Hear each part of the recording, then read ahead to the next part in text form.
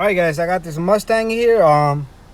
If you got that tire mobility kit right light on, it's just a light, like an oil reset light. These guys just install a light on it, so it's gonna pop up after like 40,000 miles. That means your tires are almost due. So what you want to do is, let's go back to gauges.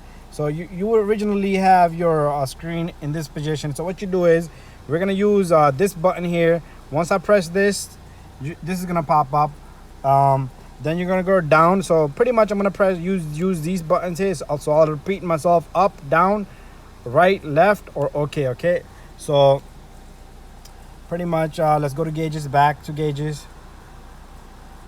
So we're gonna press left. This screen's gonna pop up. You're gonna go down into settings. You're gonna press right, and you're gonna go to vehicles. You're gonna press right again.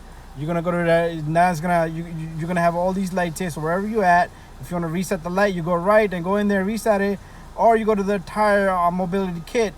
You're gonna press right.